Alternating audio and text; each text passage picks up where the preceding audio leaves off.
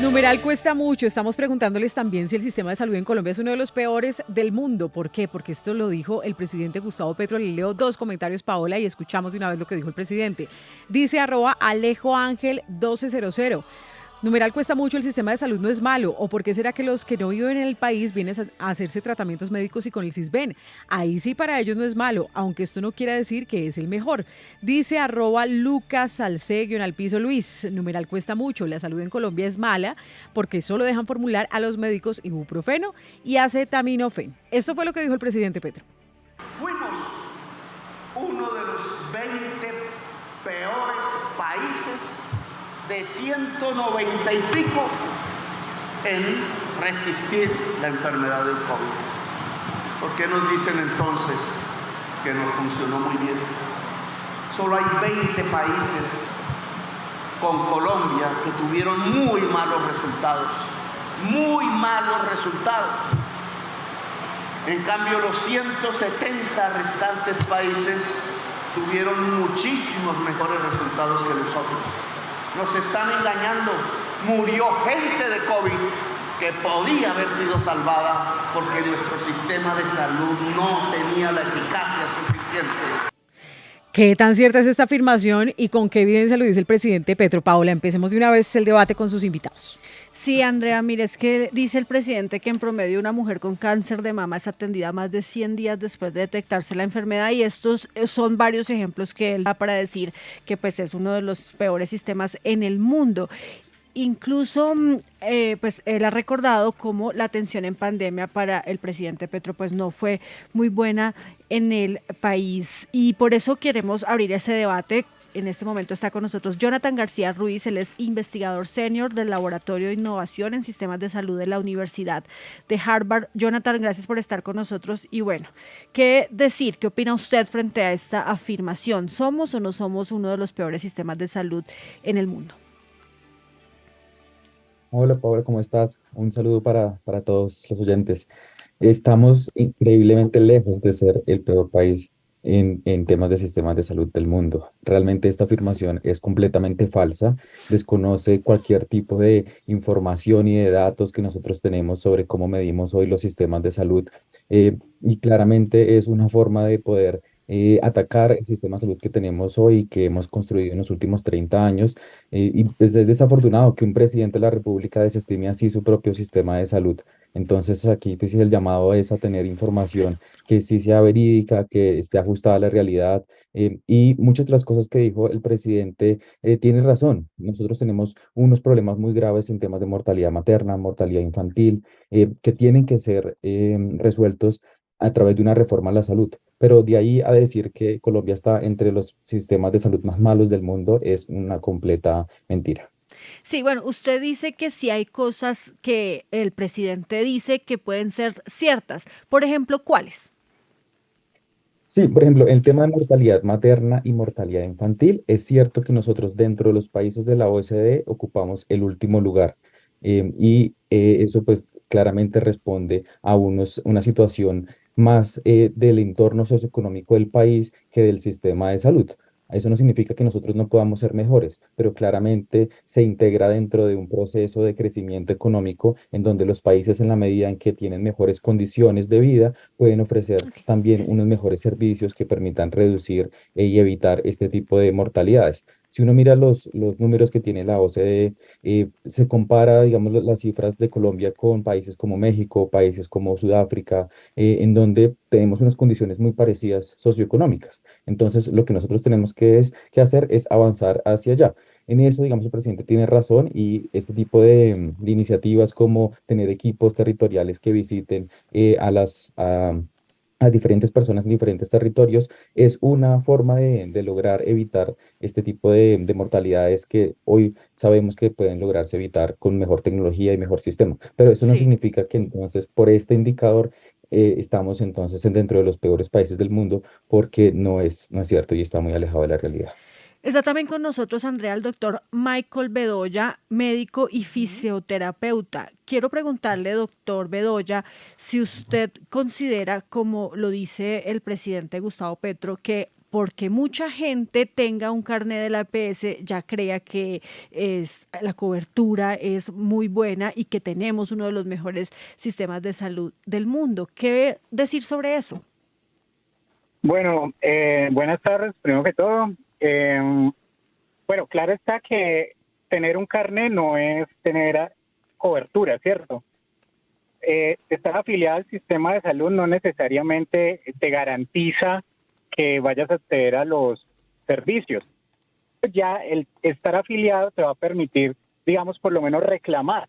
Entonces, digamos que aquí en Colombia, el estar afiliado y el que a través de las reformas que se le han hecho a la ley 100, la salud pues se vaya considerando como un derecho, ha permitido que las personas, por ejemplo, puedan tutelar sus derechos, tutelar su atención y que eso les permita pues tener acceso pues a toda la tecnología y a todos los servicios de salud que hay en Colombia, ¿cierto? Entonces, hay que recalcar que el que se haya avanzado en afiliación es algo positivo y es algo que digamos que se le puede resaltar a la ley 100, que permitió pues que haya una gran cobertura en afiliación, ¿cierto? No en servicios, pero sí en afiliación. Y esto a su vez pues da un poco más de garantías para acceder a ciertos servicios en salud. Sí, doctor, justamente, mire que la mayoría de los comentarios que nos hacen en este momento, Varios hay, quienes ¿no? nos están escribiendo a través de nuestro chat de YouTube, pues dicen que el sistema de salud básicamente es que uno va a la EPS y cualquier cosa que uno tenga, cualquier dolor, se lo solucionan con acetaminofén Ibuprofeno, y sí. con ibuprofeno, más acetaminofén. Y eso creo que se cayó. Sí, bueno, entonces esa pregunta se la hago a Jonathan. Eso es evidencia de las debilidades que tiene el sistema y cómo atacar eso, por lo menos cambiar esa percepción de las personas que están diciendo solamente nos hacen esto, nos entregan estos servicios y eso no puede llamarse algo de calidad. Sí, realmente eso es una de las cosas que nosotros tenemos que trabajar dentro de nuestro sistema y es mejorar en la calidad. Los pasos, cómo funcionan los sistemas de salud en el mundo, es que empiezan primero asegurándose de que tengan recursos suficientes para pagar por sus servicios. Entonces, por ejemplo, hay muchos países que sí están en los peores sistemas de salud del mundo, en donde no hay, por ejemplo, un mecanismo de recolección de dinero. Y entonces no hay nada, no hay seguro y la gente simplemente tiene que casi que endeudarse para poder acceder a cualquier cosa. Colombia ya pasó por ahí, como lo decía el doctor. Nosotros ya saltamos de eso, del aseguramiento y de los recursos, y ahora nos estamos moviendo hacia el acceso y la calidad. ¿Qué significa esto? Que ya tenemos recursos para pagar, pero ahora tenemos que centralizarnos en que cualquier cosa que nosotros utilicemos para el gasto en salud, pues sea correspondiente con las necesidades de la población. Es evidente que muchas personas le recetan este tipo de medicamentos, pero eso no significa que sea lo único. Y pues, nosotros tenemos muchísimos datos en donde en Colombia se hacen decenas de miles de cirugías al año, se entregan diferentes tipos de medicamentos de alto costo también, que de otra manera con un sistema que no tuviera una cobertura financiera como la que tenemos, pues muchas personas, e incluso de bajos recursos, no podían pagar, como ocurre en otros países que sí tienen un sistema deficiente y en donde pues claramente se ven los resultados en salud bastante pobres Sí. que no los tenemos aquí. Mire, nos dice Carlos Miguel Bonilla Curbelo, por favor aclarar lo que el presidente dijo muy claramente, es que fuimos de los peores en el manejo de la pandemia, no en general, por favor aclarar y no tergiversemos. Pero pues él le da un cuestionamiento fuerte, fuerte al sistema de salud. Yo quiero regresar con el doctor Michael Bedoya, médico y fisioterapeuta, particularmente en la pandemia, aunque tuvo muchas críticas al principio, digamos que uno de los aspectos que le reconocían al gobierno Duque, incluso sus detractores, era que finalmente se pudo tener un buen balance del manejo de Colombia frente a la pandemia. ¿Usted qué dice? Bueno, yo trabajé en una UCI COVID durante la pandemia y mira que al comienzo se vieron demasiadas deficiencias, digamos que fue algo que cogió mal parado a todo el mundo, ¿cierto? Tanto al gobierno como a los médicos. Nunca habíamos estado en una pandemia de ese talante. A diario, por ejemplo, en mi experiencia personal veía cómo moría una o dos personas por turno en una UCI de 16 camas, ¿cierto? Entonces es realmente, pues al comienzo fue muy preocupante, pero digamos que también faltó mucha gestión en cuestión de elementos de protección personal. Los elementos de protección personal al comienzo eran extremadamente deficientes. Digamos que al final de la pandemia, intermedio de la pandemia, la gestión mejoró y las cifras mejoraron los elementos de protección personal. Y yo creo que todo fue un proceso como de aprendizaje a lo largo de la pandemia que permitió pues que se fueran mejorando esos índices durante toda la pandemia, ¿no? Y pues el gobierno al final, digamos que como que se puso las pilas, pero también después de que todos estuvimos reclamándole bastante por mejores gestiones.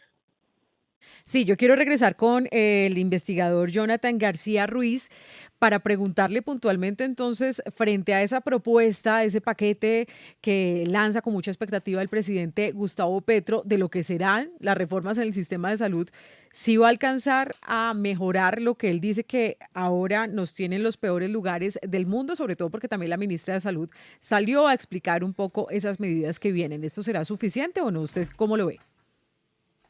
Sí, y permítame agrego otra cosa a propósito de la pregunta del COVID. El presidente, por ejemplo, mencionaba como ejemplos de estos modelos de sistemas de salud públicos que tenían esta, digamos, fuerza en el tema de la prevención. Él mencionaba el caso de Italia, porque además cuando él tuvo su caso de COVID estaba en Italia y lo mencionaba como un ejemplo. Pero resulta que si uno mira esa lista de los 20 países que les fue tan mal, pues también Italia está ahí y está peor que Colombia.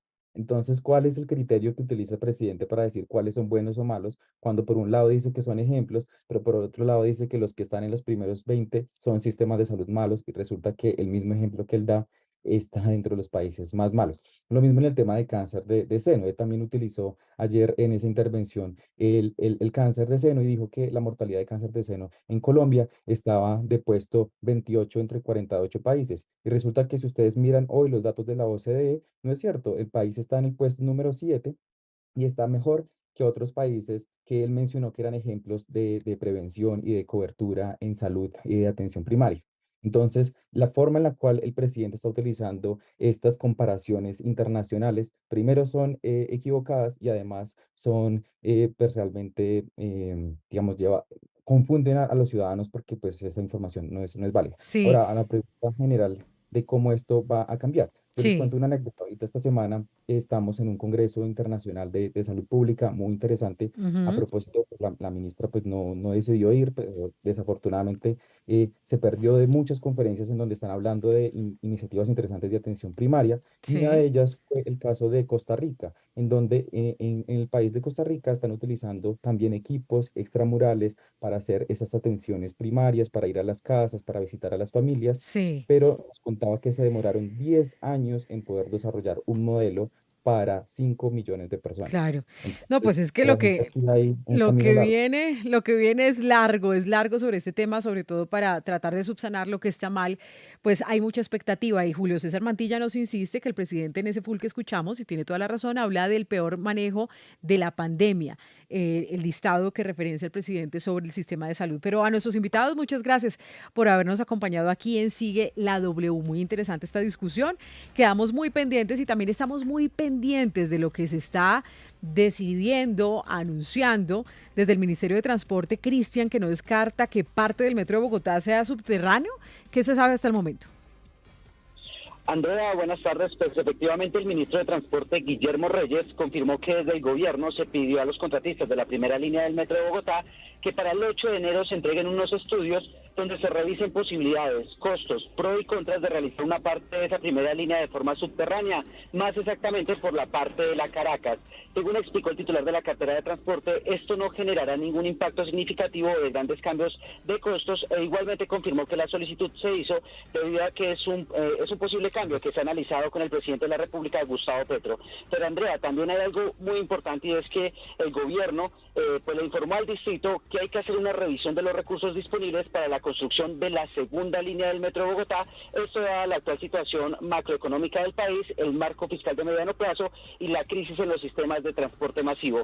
Entonces, de esta manera, podríamos estar en los siguientes meses e iniciando el 2023 esperando cambios en el metro de Bogotá. Bueno, Cristian, quedamos muy pendientes. Ya llega el fútbol aquí a la W, pero si ustedes quieren hablar todo lo que tiene que ver con reforma tributaria, ya tiene listo el bocadillo, Mauricio, Uy, para hacerle sí. las preguntas a Paola, el pan. Bueno, vamos a Vamos estar a ver. haciéndolo de manera muy didáctica, Vamos a ver. explicándoles qué finalmente quedó incluido o no en la reforma tributaria. Así que ustedes no se lo pueden perder. ¿Cómo ingresan? Es muy fácil. W Radio Colombia, o también pueden ingresar en YouTube, sigue la W en digital.